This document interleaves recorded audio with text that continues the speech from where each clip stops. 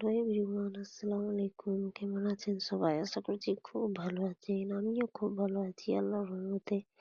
আজকে আমি চিকেন বানাবো, তাই আমি ওভেনে কড়াই বসালাম। তাতে আমি সর্ষের তেল দিয়ে দিলাম। তেল দেওয়ার পর সামান্য পরিমাণ চিনি দিলাম। চিনি দিলে চিকেনের কালার খুব সুন্দর আসে। তারপরে আমি পেঁয়াজ, কাঁচা লঙ্কা দিয়ে ভালো করে ভেজে নিব। গোল্ডেন ব্রাউন কালার আসলে পেঁয়াজ ভাজা হয়ে যাবে। তারপরে আমি আদা বাটা, রসুন বাটা, কাঁচা লঙ্কা বাটা দিয়ে আবার খুব ভালো করে ভেজে নিব।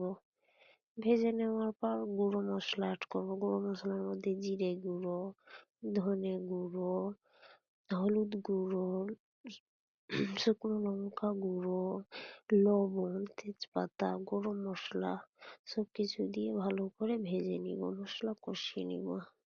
মশলা কষানো হয়ে গেলে আমি 2 টেবিল চামচ টক দই নিয়ে ভালো করে ফেটিয়ে নিয়েছিলাম। এবার তাতে আমি টক দই দিয়ে দিব। টক দই দিয়ে আবার খুব ভালো করে মশলা কষিয়ে নিব, যাতে মশলার কাঁচা গন্ধ না থাকে। মশলা কষানোর পর যখন মশলা থেকে তেল ছুটে যাবে তখন আমি চিকেন দিয়ে দিব। চিকেন দিয়ে ভালো করে কষতে থাকবো। চিকেন দিয়ে কষানোর পর আমি গোটা জিরে অল্প ভেজে আধ ভাঙা করে রেখেছিলাম। সেই আধভাঙা জিরে গুঁড়োটা দিয়ে দিব।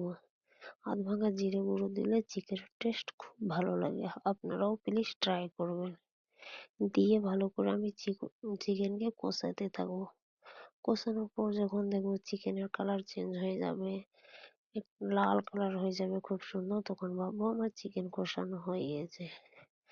দেখেন আমার চিকেনের কালার কি সুন্দর এসছে, লোভনীয় কালার। চিকেন কষানো হয়ে গেলে এবার আমি হালকা কুসুম জল করে রেখেছিলাম। সামান্য পরিমাণ আমি জল দিব। চিকেন হালকা গ্রেভি করব। সামান্য পরিমাণ জল দেওয়ার পরে এবার আমার গ্রেভিটা ফুটিয়ে দিব ভালো করে। ভালো করে ফুটানো হয়ে গেলে আমার চিকেন হয়ে গেল।